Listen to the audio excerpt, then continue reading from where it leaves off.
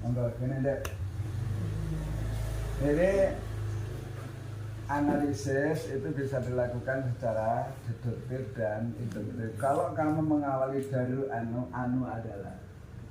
Jadi kalau jenis-jenis pemberontakan ya, salah satu pemberontakan dalam feminisme adalah bla bla bla. Itu berarti deduktif. Tapi kalau kamu mau, kutipan berikut menggambarkan bagaimana seorang perempuan yang melakukan penggugatan pemikiran atas pikiran dan perilaku. Ia lakukan itu dalam beberapa keadaan. Tidak saja itu di rumah, tapi juga di tempat kerja dan di kegiatan sosial masyarakat. Data-data berikut menggambarkan bagaimana pola tokoh yang menggugat kesetaraan gender. Jadi kalau ngomong itu data-data berikut berarti datanya lebih dari satu. Beri data yang berbeda. Plot, baru dibuat analisis. Penggugatan gender hakikatnya adalah teorinya. Itu diambil dari mana? Dari kerangka teori. Ya, dari teori. Penggugatan gender itu kan roh inti dari ciri feminisme. Benar ya? Paham ya? Bisa ya? Pak yang dari contoh konkret masuk engkau bingung, tak kotak ya. No ya, no. Ditelok rekaman ini. Engkau rekaman ini saya upload di YouTube dan silahkan kamu lihat berulang-ulang. Ragenah engkau komentar nang sore.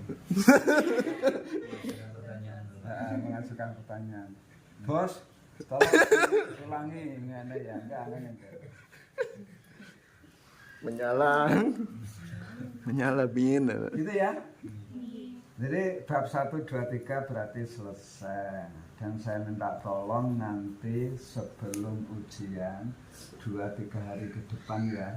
Karena kamu daftarnya kapan? 30 maksimal. Kamu akan daftar membuat persetujuan sekarang enggak ada masalah. Tapi sebelum ujian kamu nanti harus presentasi di sini di video. Tidak boleh nggak PPT. Apa, mengapa dan bagaimana aku memilih penelitian. Melanda ya. Kengko delon dhewe tontonin dhewe tak upload ning YouTube Pak. Dan harus bisa menceritakan novelnya ya Pak? Dan harus bisa menceritakan novelnya. Lah iki nanti kedua Mas. Karena nanti kalau wis arep ujian skripsi nduk, engko malah bingung kowe gawe resume. Iya. Pada akhirnya nanti paling tidak nanti kamu akan melakukan ujian di hadapan YouTube. Baca YouTube itu Gusti Allah. Karena yang Maha Tahu. Iya kan ya? Ujian ning ruang kelas ora penting sing karo pengujine iki genah apa ora ya ora ro ya. Salah ora kan ya ora ro. Lek diuji wong kok termasuk profesor-profesor yang kono-kono. Keliru diucat netizen ya. Bae kaya ngono ki to bimbingane Tejo iki. Ngono jare penulis nasional, kritikus sastra, juara bae bimbing ra iso. Tejo kena nek. Ngene ya. Makane engko saurunge diunggah engko ya presentasinya. Mulai ya. Aku ngejak pinter lho. Dan donga kuwi muga-muga aja salah paham. Amin. Aja salah paham. Menunduk ya. Ya. Psikologi sastra itu kata kuncinya adalah melihat aspek kejiwaan lewat tokoh-tokoh di dalam karya sastra. Kalau ini yang kamu gali. Karena teori psikologi sastra sendiri kan tidak dikaitkan dengan yang lain kan teorinya. Kalau kamu mengaitkan dengan struktural genetik, maka kamu akan berbicara tentang apa dan bagaimana keadaan kejiwaan sang sastrawan itu pada saat menuliskan novel. Novelnya apa? Kumcer. Berarti tidak perlu kan benar. Maka kamu telaahnya nanti menggunakan pendekatan objektif. Maka nanti guna metodologi penelitian nanti kamu juga harus memunculkan pendekatan-pendekatan yang akan kamu gunakan. Salah satunya adalah pendekatan objektif, yang kedua pasti merupakan pendekatan psikologis. Kata umumnya syukur hampir ya. Pada umumnya psikologi itu ada 3 wilayah. Satu psikologi pengarang, psikologi karya sastra, dan psikologi pembaca. Sederhananya adalah psikologi pembaca sejauh mana bahwa karya sastra itu ketika dibaca mempengaruhi pembacanya. Yang paling fenomenal dalam sejarah sastra Indonesia selain yang lama ya, itu adalah Laskar Pelangi. Laskar Pelangi itu begitu banyak orang yang sembuh kerumitan kebutekan otaknya setelah membaca Laskar Pelangi. Ada seorang dokter, ada mahasiswa tugas akhir tidak selesai, ada orang yang tidak bergaya, begitu membaca Laskar Pelangi tersentaklah. Sampai kemudian Kick Andy itu mengundang Andrea Hirata untuk bercerita bagaimana dan mengapa dia menulis novel. Ternyata sangat sederhana, sesuatu yang digerakkan dari hati dar badar. Itu ternyata beyond efeknya. Tidak saja sosial efeknya, tapi psikologis efeknya luar biasa. Karena kekagumannya kepada seorang guru pada saat diajar. Andrea Hirata itu tersentak, kelak kamu akan menjadi laskar yang mampu menemukan dirimu sendiri, dan kamu harus mengembara sampai ke Sobrang, Prancis. Dan itu menggetarkan Andrea. Maka semua tokoh yang ada di dalam Laskar Pelangi itu adalah teman-temannya Andrea Hirata, baik itu si Ikal. Diawali dengan aspek dramatik yang paling superior adalah tokoh Lintang, anak yang cerdas, bersepeda 26 kilo, yang tiba-tiba kemudian tidak sekolah karena gara-gara ayahnya mati ya, atau bagaimana itu? Itu yang menggerakkan, waduh saya akan meneruskan cita-cita Lintang. Itu yang dilakukan oleh Ikal. Jadilah seperti itu. Mengapa efeknya dahsyat? Karena ditulis empirik. Dan ketika Andrea Hirata saat itu kemudian ditanya, itu adalah baktinya kepada seorang guru muslimah itu. Coba bayangkan, sekolahnya kayak kandang sapi itu. Pada saat hujan itu datang pakai payung daun pisang, itu menggetarkan gitu loh. Dan dia ngomong sama temannya, suatu waktu aku akan menulis kepada Bu Muslimah. Dan dia sudah menulis, dia pegawai Telkom. Dan pada saat itu ada acara kegiatan dinas di Bandung. Ketika kegiatan di Bandung, dia ketemu lagi sama temannya. Ayo Andrea, awakmu dulu janji loh akan menulis sesuatu kepada gurumu. Kebetulan sudah membawa naskahnya, ditunjukkan. Ini loh aku jadi sendiri orek-orekan. Nah temannya ini yang membawa dan mengenalkan kepada Bintang. Digawalah ke sana. Tidak ada niatan menjadi novel, itu hanya catatan harian itu. Terus gara-gara itu kemudian diberikan masukan, disulap jadilah novel yang berjudul Laskar Pelangi. Itu cermin kegelisahan hati seorang Andrea Hirata yang sangat mengagumi sang guru yang totalitas, komitmen, integritas, dan etosnya luar biasa. Zaman sekarang tidak ada guru kayak Muslimah itu. Aras-arasen ragudal, cegah didik ragudal. Padahal itu dan kejiwaan yang harus ditaklukkan, yang harus dibuang jauh. Guru itu oleh aras-arasen. Maaf aku diurung itu. Mohon maaf saya. Aku rasa stres, saya tidak budalkan apa, menghindari efek. Bukan kok apa gitu loh. Daripada nanti ngamuk-ngamuk, mering-mering di depan anak-anak yang tidak berdosa, orang nambahin masalah. Ya, ketika tidak nyaman itu, silahkan nanti Anda punya manajemen sendiri. Itu namanya psikologi. Yang saya ceritakan itu psikologi apa? Pengarang. Yang saya contohkan di awal itu adalah psikologi pembaca. Begitu banyak orang yang terpengaruh setelah membaca. Ada perubahan mental, ada perubahan aktivitas, ada perubahan mindset setelah membaca Laskar Pelangi. Ini psikologi pembaca. Yang menjadi objek kamu nanti adalah psikologi karya sastra. Kamu hanya melihat tokoh-tokoh di dalam karya sastra, bagaimana variasi kejiwaannya. Lah iso jangan sekedar tokoh utama, karena ada pembandingnya gitu. Karena segala sastra kan ada pembandingnya. Pamane Sri hebat gitu. Yang tidak hebat bagaimana? Gitu loh ya. Sophie hebat. Yang tidak hebat bagaimana? Ciri-ciri hebat bagaimana? Ciri-ciri ketidak. Nah nanti soal teorinya terserah apakah Sigmund Freud, apakah yang lain. Sebenarnya nih teori sastra itu kumpulan cerpennya sebenarnya. Lo sadar ya? Saya tahu orang itu. Termasuk gejolak perubahannya yang di sini saya tahu. Sehingga saya tidak salah menjadi pembimbing kamu. Lebih gelak psikologis seorang suami yang kalah dengan istrinya. Ora-ora.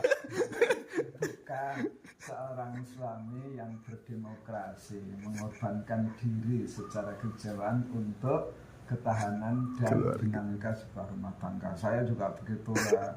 Aku sekretaris STS iya. Suami takut istri Indonesia sekretaris. Harmonisasi nomor 1. Dan kadang-kadang kita kalah menghormati karena wanita itu adalah makhluk yang unik, sulit dipahami. Lah kadang kita itu sebagai laki-laki yang pikirannya 9, emosinya 1 harus lebih menang, harus lebih mengendalikan. Betul ya. Badar karo Ibnu. Jadi laki-laki itu yang hebat. Hebat itu kapan kamu mengalah demi kebaikan. Ngalah itu bukan kalah, tapi mengalah untuk melukiskan kebaikan yang abadi di mata Allah. Apa tidak mengerikan?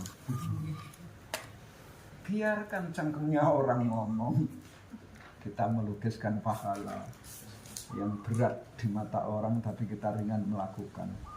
Penak loh, kita tidak membentak istri, kita ngalah dengan ketidakjelasan istri. Wah itu pahala lah. Tapi selalu kita harus memberikan koreksi. Harus ada omong-omongan. Jangan dibiarkan masalah itu berkembang. Ketika anak masalah itu nanti beranak pinak, itu sulit terkendalikan. Benar ya? Makanya silakan nanti minimal tokoh utama, tokoh lawan utama, karena itu yang akan menjadi kontras. Terus di situ nanti kamu sampai ke perkembangan jiwa apa enggak? Atau hanya kolase saja, potret kejiwaan di balik tokoh-tokoh itu, atau bagaimana?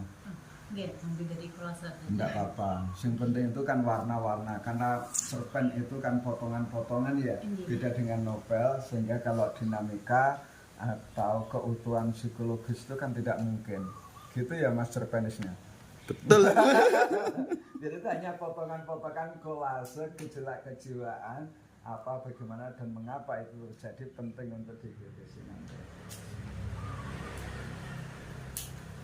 Saya pikir begitu, teknik kajian sudah selesai. Kalau kamu hari ini minta tanda tangan akan saya tanda tangan. Dan nanti pokoknya sebelum tanggal ujian 31 itu 34 Juni. Dan mohon maaf saya tidak akan menguji. Karena nanti yang ngomong gini sudah saya anggap sebagai ujian dan saya tahu perjalanan dan perubahan kamu itu karena seperti ini. Karena lele ya, kan benar. Makanya nanti saya minta tolong kamu bisa meletakkan diri bimbingan dengan saya. Aku memahami kamu, tapi aku tolong dipahami. Saya bisa memahami aku ya Korsri. Halo.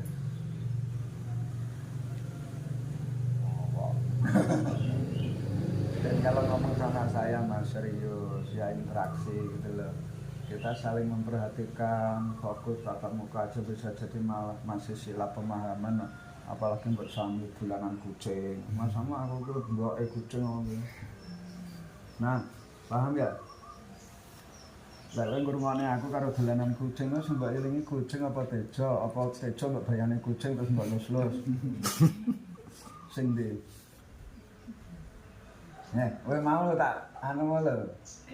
Jadi kowe ngelus-ngelus kucing karena ngrungokne bimbingan karo aku. Itu salah apa ora? Heeh, ngono lho. Oh, sing serius rong karuan lek masih ada kerumpahan-kerumpangan. Oke, ada pertanyaan? Kalau tidak, yang jelas kamu harus ujian proposal. Dan nanti yang ujiannya pembimbing 2 masing-masing. Ngomong aku wis ujian yang YouTube ini ya. Enggak ada percaya kan gitu. Nah, ini ngawur sing masuk uji Gusti Allah YouTube. Dan saya ajak kamu untuk jauh belajar, mempersiapkan diri. Mohon maaf karena apa? Ini puncak terakhir kamu studi loh. Eman-eman nek kowe ra duwe puncak kuliah selama ning pondok ya apa? Kan mlebu oprak-oprak lho. Kuliah iki tangekne ngene ya ta. Dosane ngenteni sampai sak jam ngono lho. Kowe ra mbayangne dosane kae kok ya kuat men kok gelemen ngono lho. Perkara apa mikir bayar lek ra mulang ra dibayar. Padahal kuliah ya ra bayar. Ora megel nih. Iya, ada pertanyaan? Pak, saya membaca novel kan itu arahan panjenengan kan menganalisis psikologis tokoh utama yang berkaitan dengan konflik sosial dan konflik batin. Ketika memahami psikologis tokoh utama yang berkonflik dengan sosial, niku lebih cenderung ke pribadian ini. Itu mungkin penjabaran di pribadi. Sing jelas Mas ya. Jadi mohon maaf Mbak Sri itu juga punya konflik sosial, punya konflik batin, dan semua orang juga begitu. Semakin tidak dewasa sebuah masyarakat, semakin tidak dewasa sebuah masyarakat, konflik sosial itu semakin banyak apa tidak? Nah, tokoh itu beradanya di mana? Di masyarakat yang normal apa tidak normal? Normal. Di lingkungan beliau kan ceritanya sejak kecil sampai meninggal. Jadi sosialnya itu berbeda-beda dari lingkungan keluarga, terus lingkungan. Paham, maksudnya gini loh Mas. Intinya lingkungan yang dimasuki oleh tokoh utama itu lingkungan baik apa tidak? Baik. Kalau baik kok terjadi konflik? Jarang. Kan biasanya konflik sosial itu kados bapak harus mengikuti jejak bapak niku pun konflik sosialnya.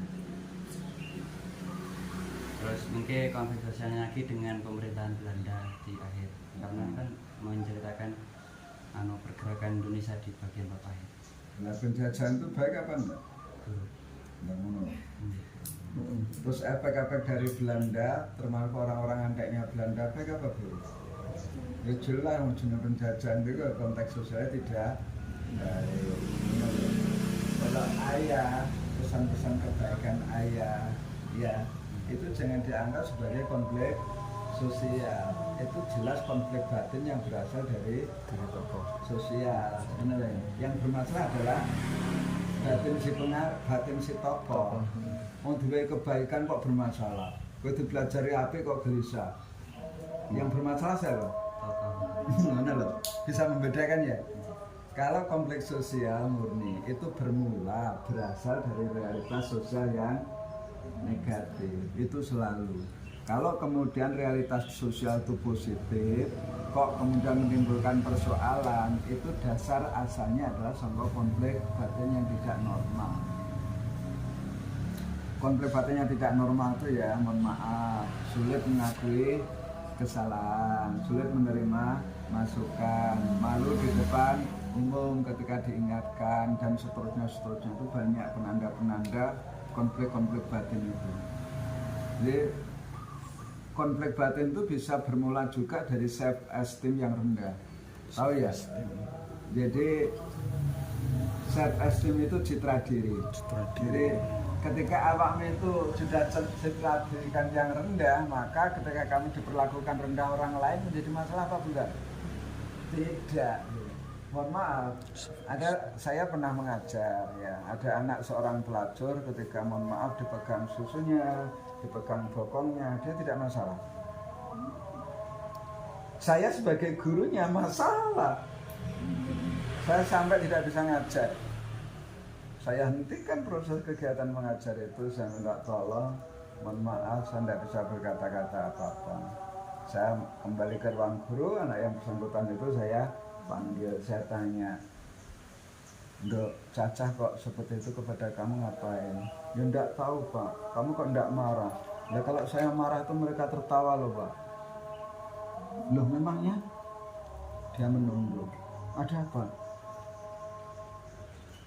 Ibu saya pelacur. Saya nangis Nduk.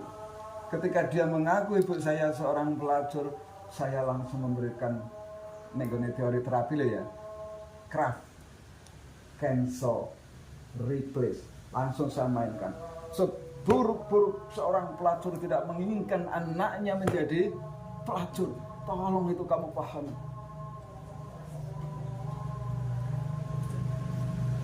Self esteemnya naik, jelem, tahu ya, citra dirinya naik. Masih anaknya pelacur, dia ada harapan tidak menjadi pelacur. Yang semula self esteemnya itu rendah, orang menyamakan dirinya dengan ibunya. Saya katakan replace, cancel, craft ya. Craft itu cancel, R itu replace, A afirmasi. Itu saya ulang. Seburuk-buruk seorang pelacur tidak menginginkan anaknya menjadi pelacur. Tolong itu kamu paham. Terus saya harus bagaimana Pak? Jabat tangan saya. Sejak hari ini kamu pacar saya. Saya seorang guru. Benar Pak? Benar. Setiap malam makan tidur saya SMS. Biar mana WA SMS tolong ya. Subuh tak elek netani. Saya hanya mengingatkan sholat yang sulit dilakukan adalah isya dan subuh. Selama 2 tahun gak ngapa-ngapa. Begitu dia pacaran sama saya, laki-laki berani menyentuh. Kalau nanti ada teman laki-laki kamu menyentuh kamu, sampaikan ke saya. Atau katakan kamu pacaran aman. Jadi sebenarnya saya hanya melakukan terapi yang secara tidak langsung, orang tidak sadar saya sudah melakukan proses itu. Craft, A-nya afirmasi. Begitu setiap saat. Gimana Ndok? Ada perubahan. Ingat lo ya, seburuk-buruk pelacur tidak pernah menginginkan anaknya jadi pelacur. Ini saya ulang, dan kamu harus menjadi dirimu sendiri. Saya ulang, ini terapi, kalimat terapinya untuk memberikan perubahan self esteem kepada yang bersangkutan ini. Apa jiwanya itu kemudian tidak ada perubahan dinamika kejiwaan, langsung naik. Dan afirmasi itu pengulangan. Terus freedom saya munculkan, kebebasan dirinya. Teknik, craft kan, F terus T, teknik itu ya cara itu. Jadi cara yang paling gampang mengubah kejiwaan seseorang hanyalah dengan membuang, cancel itu ya, cancel konsep diri yang salah, dibuang, ditindih. Replace itu ditindih dengan tulisan, disetip langsung ditulis. Itu nih gini, saya tidak tahu nanti kamu sampai kemana. So, yang penting tolong lakukan semaksimal mungkin. Soal nanti sampai di mana tidak ada masalah. Saya yang saya hargai adalah proses kalian. Tahu ya, saya tidak menginginkan saya tidak ingin seekor ayam akan menjadi elang. Ya, dipaksa koyo opo, ayam itu tidak mungkin bisa terbang tinggi. Seorang pemelihara peternak yang baik harus bisa memberikan perlakuan yang beda terhadap mana-mana yang elang, mana-mana yang ayam. Ya biarkanlah jadi ayam yang cerdas, yang bisa hidup, yang bisa mandiri, yang bisa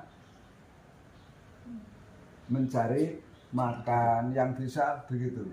Kalau elang memang lebih representatif untuk menjadi eksistensi dirinya.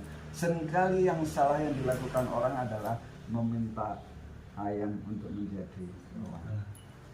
Demikian juga antara ayam dengan bebek, biarkan. Bebek itu memang seperti itu. Banyak omong. Ayam omong hanya pada saat memanggil pacar, suami atau anak-anaknya. Yang paling banyak ayam itu memanggil anak-anaknya. Itu kalau bebek, sampai melaku, ya keledar, bebek apa ayam? Sakar mula. Semakin jeli kamu nanti menemukan dirimu, insya Allah nanti semakin berkah. Ya, kekurangannya Pak E, saya minta tolong dimaafkan gayanya Pak E yang ini ya. Yang jelas saya tidak mau kamu menjadi orang yang biasa-biasa saja. Ya, karena ketika kita kerja keras pun hasilnya belum tentu maksimal. Apalagi kamu tidak bekerja. Ya. Orang-orang yang hebat, orang yang cerdas belum tentu beruntung dan sukses, apalagi yang tidak mau bekerja keras dan memanfaatkan kecerdasan. Itu mindset saya. Dan saya ingin mengharapkan bahwa bimbingan menulis skripsi itu yang terakhir kamu belajar mengolah diri. Lek perkara lulus tak jamin minimal B. Yang saya berharap nanti lek iso semua A. Apa manut aku A. Mau manut masalah A. Nek gune agama sing penting kan manut sih deh. Pinter ora urusane Gusti Allah, itu urusane pembimbing. Nek penguji kemakin kok lak ngono. Ya. Jenggo lek karo pembimbing iki, oh rasa grogi rasa rugi. Wong mulai iki garap 6 sasi. Pembimbing tekok kae rong maca. Belum tentu ora maca. Berkasi kudu ngene iki lek ngene kan digawe lagi macane lagi pada saat gue presentasi kae. Nah, aku apa kelakuannya wong-wong iki? Nah, saya enggak mau. Pembimbingan saya kayak gini kemudian hanya dihargai dia membaca sepintas lalu pada saat presentasi. Orang percaya aku pada saat ujian delok. Wong lak sibuk maca, orang gaten ning kowe. Ora gelo kowe. Kamu sudah melakukan sekian banyak hal, tapi hanya dilihat sepintas lalu. Kalau memahami aku, bacalah sepenuhnya dari aku. Aja gombal Pak. Dan saya tidak ingin kamu direndahkan oleh mereka. Yang paling tidak engkau sing ujius mikir, bimbingannya beja, rawane macam-macam. Dia nenek sing sok kemaki, mahasiswa sampai nangis. Aku yang tak takon, gue ra kelingan dong pada saat nulis skripsi. Saya jadi dosen kok saya. Sebenarnya belum mahasiswa saya jadi dosen gitu. Nguji kok gua kan untuk ngono. Nah, nguji aku lek bicara iso yo wis. Wis dipaksa, perlu tinggal ngalih rasa stres. Tugas kita kan mengantarkan dia lulus. Setelah apa semua yang kita lakukan, kan tawakal. Misalnya sakmono ya wis yang penting kamu berproses. Tapi kalau gitu, nggak ada pertanyaan yang lain? Badar? Sip! Badar. Saya minta tolong, mudah-mudahan nanti ini akan memberikan pencerahan dan selebihnya nanti saya minta tolong juga. Jangan lupa, tetap latihan. Urutan dari 1, 2, 3, 4 itu adalah urutan berpikir yang paling mudah. Kalau kamu tidak tahu medan dan objek di mana kamu melakukan penelitian secara terbaik, jangan berharap pada saat kamu mencarinya itu juga akan menemukan hasil yang baik. Kalau kamu tidak juga memahami alat yang kamu gunakan dalam proses pencarian itu secara sempurna, maka bisa jadi kegalan jaring atau alat bedahmu itu juga bermasalah. Maka 1, 2 itu mutlak. Yang ketiga itu rodok sunnah. Ya. Dan yang keempat itu menjadi mutlak. Dan saya siap mendampingi kamu. Oke, kekurangannya mohon maaf. Juminten ketipan tejo juga semantan ajar kula. Semangat ya. Assalamualaikum warahmatullahi wabarakatuh. Saya harus ini bimbingan skripsi internasional. Ini baru kita sekarang lah. Liane kan orek-orek